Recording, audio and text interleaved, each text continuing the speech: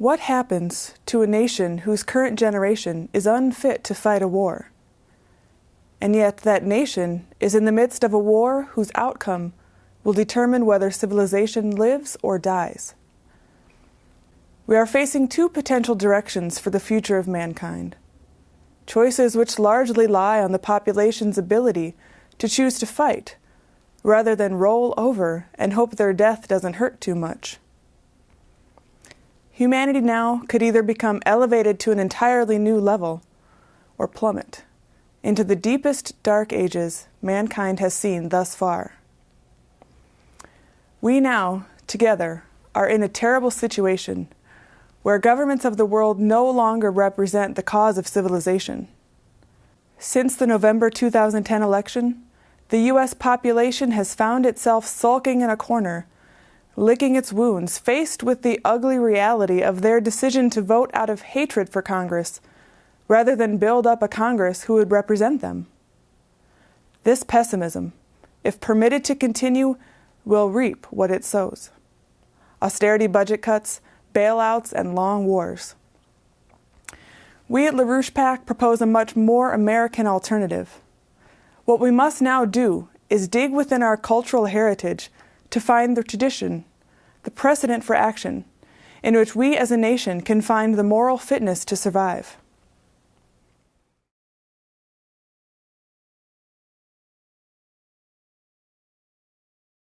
In the midst of the Great Depression, a generation came to adulthood too young tired by a life characterized by a day-to-day scramble for survival.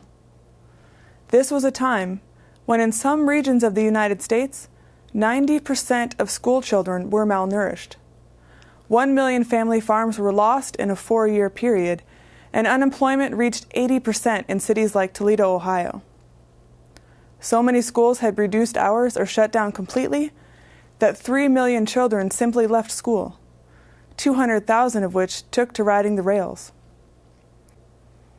But with the election of Franklin Roosevelt and his economic team, committed to the true culture of the United States, came projects such as the Civilian Conservation Corps, which brought the forgotten man out of their dying communities and into an environment where hard work was plentiful. Skills, trades, and discipline were taught and learned. The physical economy of the U.S. was radically altered, and from this training came a generation of men who, when the nation called, were able to make the moral commitment to the past, present, and future, to fight World War II and defeat Hitler, the product of the brutish empire that stands in our way still today.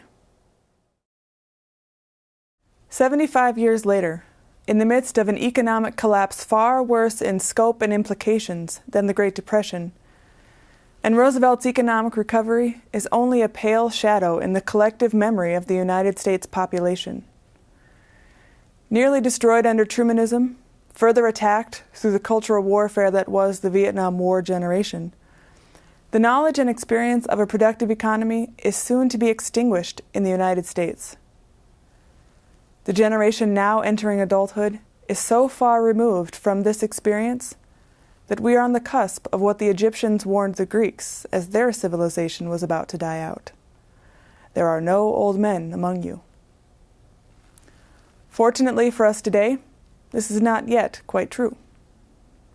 Through the NAWAPA organizing that has occurred over the past 4 months, with the unprecedented, excited, optimistic response from the industrial skilled workforce and engineering layers in the United States, we have amassed not only the core of a true builders committee with the know-how and expertise to begin construction and make the scientific developments required to fully implement NAWAPA, we also have the potential and desire to enter into a multi-generational partnership with today's current No Future generation. The current youth generation is suffering from an environmental disease. It is the disease of a generation raised in the 9/11 Bush-Cheney era, a generation entering adulthood during the presidency of a psychopathic, narcissist Obama. The disease manifests itself as a generation with little commitment to life beyond their own existence, and increasingly little commitment to even their own lives, as seen by the cultural phenomenon of extreme violent acts of murder-suicide, and now expanding into the realm of terrorism. The reality of this situation requires us to look deeply within our own commitment to the future. Lyndon LaRouche has called many times for the development of a modern civilian conservation corps. With the initiation of NAWAPA on the horizon, now is the time again to revive this concept.